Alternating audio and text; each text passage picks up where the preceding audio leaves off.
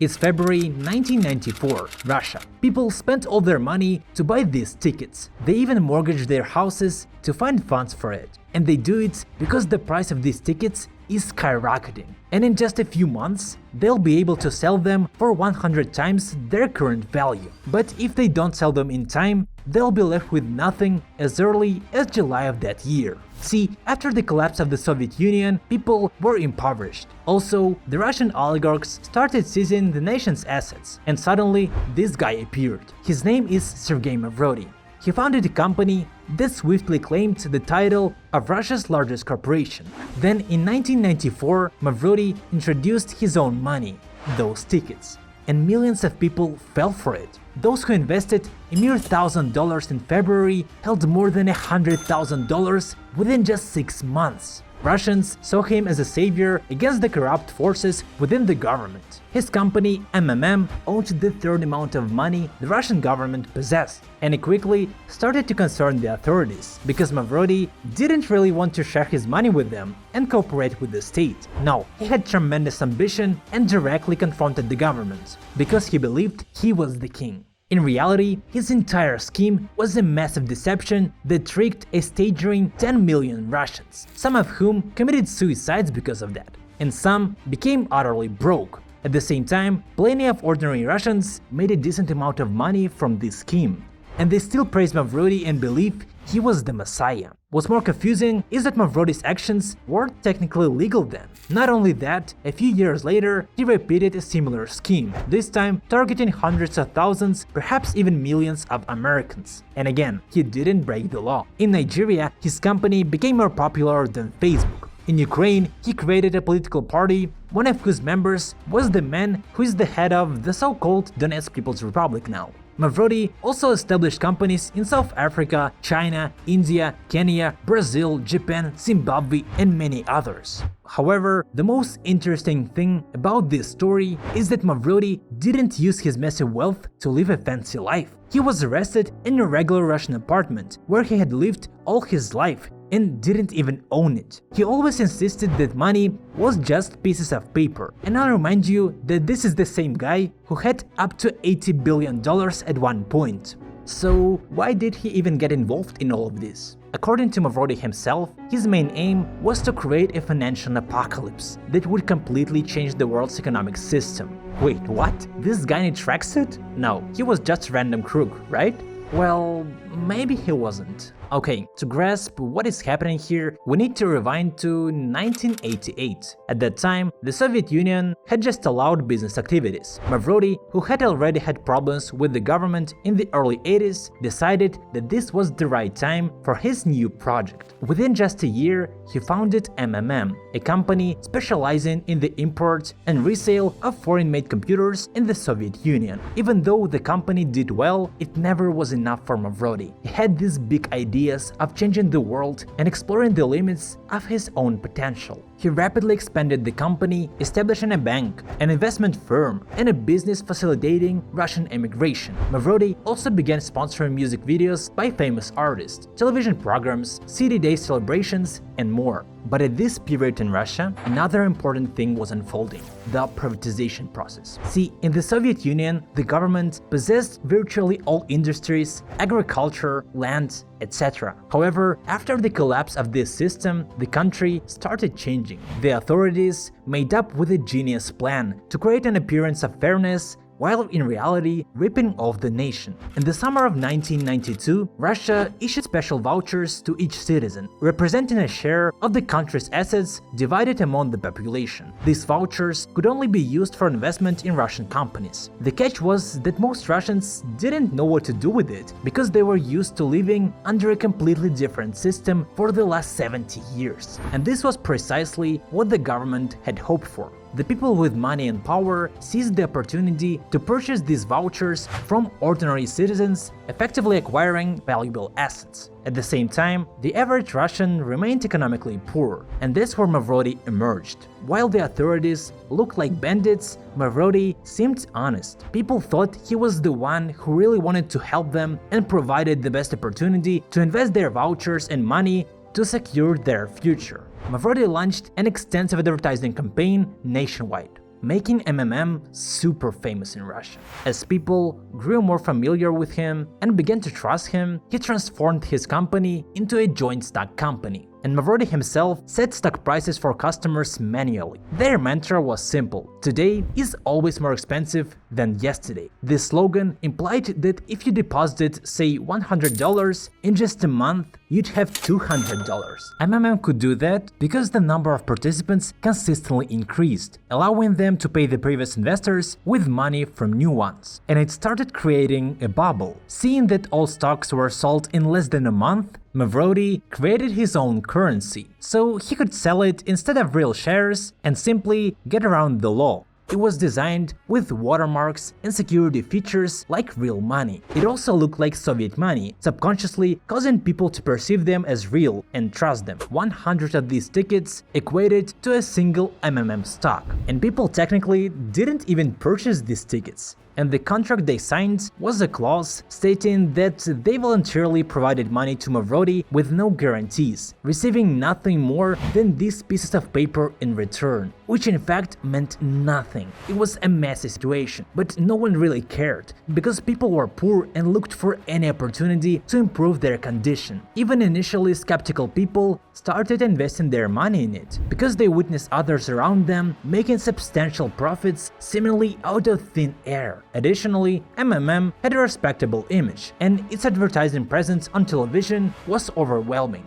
Some channels aired up to 200 MMM ads per day, and these ads were highly creative at that moment. They made a soap opera series about an ordinary guy named Lonya, who, after deciding to invest in MMM tickets, experienced a massive change in his life. Ordinary Russians identified with Lonya and hoped for a brighter future. In just a few months, the situation around these tickets evolved dramatically. Prominent ministers and even President Boris Yeltsin discussed this matter in their speeches. Yeltsin even remarked that Lonya would never be able to afford a house. The government attempted to engage with Mavrodi and invited him to the Kremlin for discussions, but he never showed up. After that, the authorities had no option but to take him down. They dug up an old case about one of his other companies, accusing him of tax evasion. The court ruled that he owed 50 billion rubles in fines and taxes, equivalent to approximately $25 million.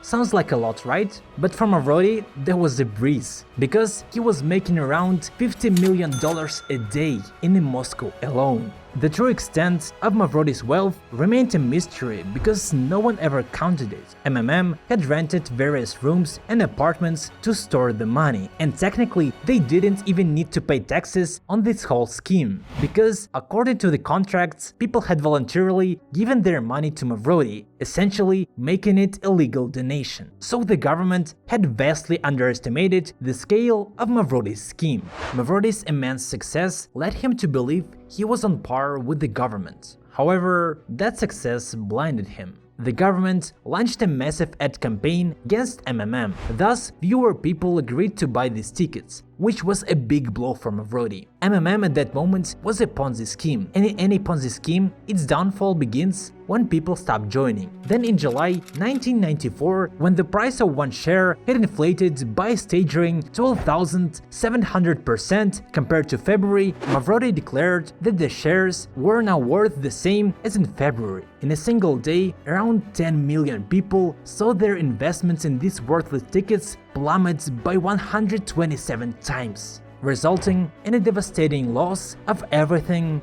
they had invested in. On August 4, the police arrested Mavrodi on charges of concealing the income of one of his other firms. His arrest was broadcast live throughout Russia. Crowds gathered, shouting slogans like "Save Mavrodi" and "Set Mavrodi free." At that time, people still thought he was the hero, but most people wanted Mavrodi to be free because he promised to return their money. His arrest allowed him to shift the blame for MMM's collapse onto the state, and some people believed this narrative. And they believed it so much that they even elected him as a deputy to the Russian parliament, which allowed him to secure his release from prison. However, despite his ability to manipulate and gain people's trust, Mavrodi failed to grasp that the hope of people is not eternal. Over time, the numbers of supporters who hoped to recover their money decreased. He attempted to run from the presidency, but he was not approved. The court continued pursuing the previous case against him, and eventually he hid from the state and public view.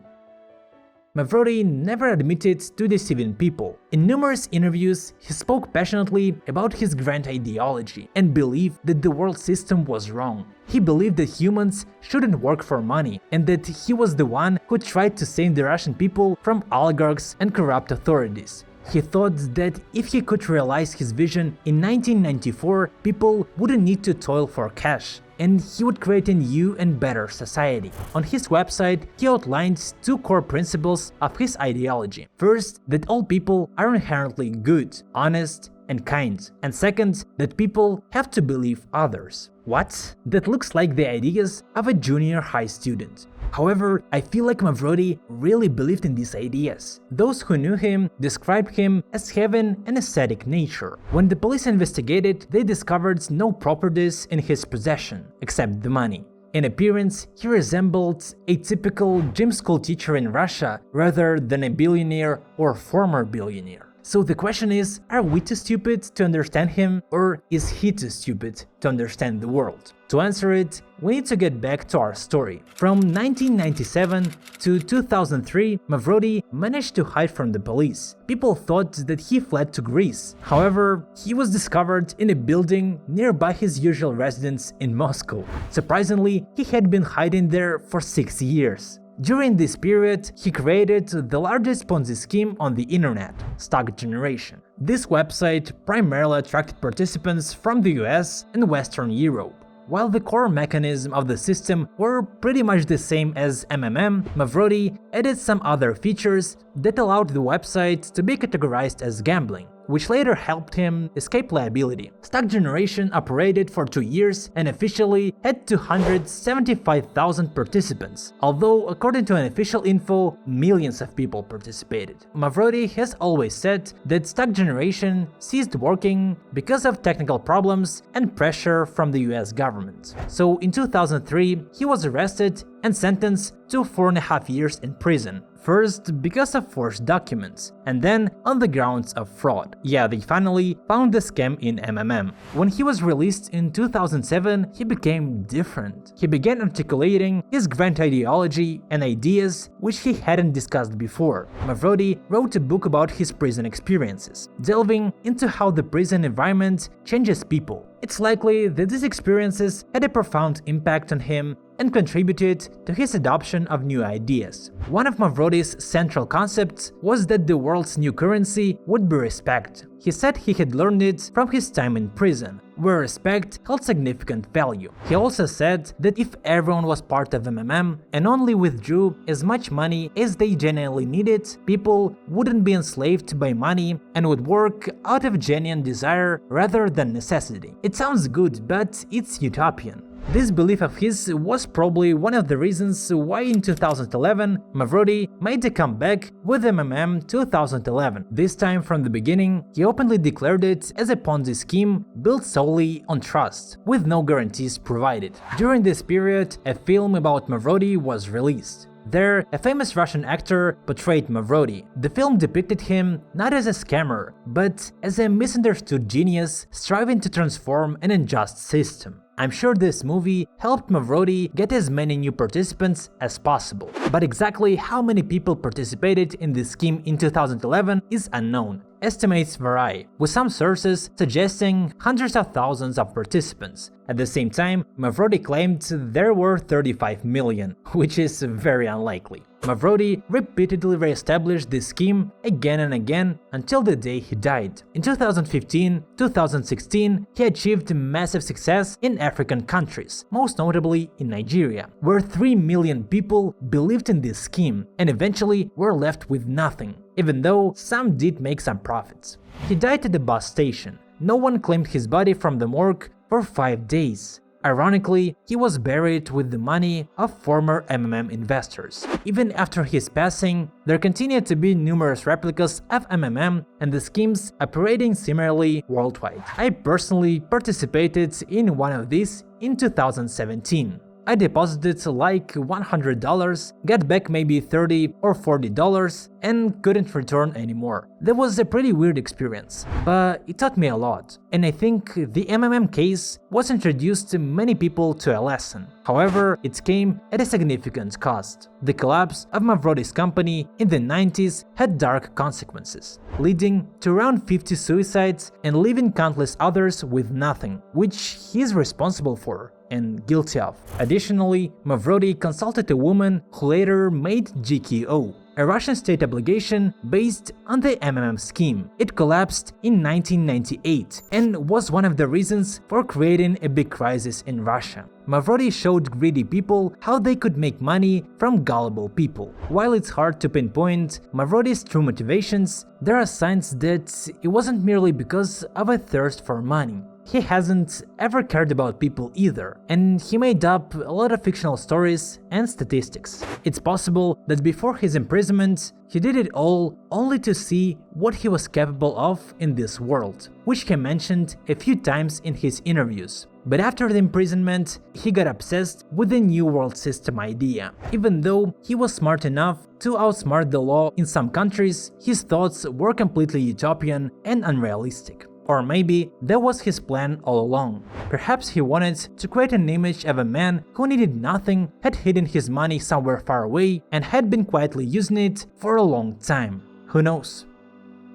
Anyway, thank you all very much for watching this video. If you liked it, press the like button. I worked really hard on this one and will appreciate your activity under this video. See ya!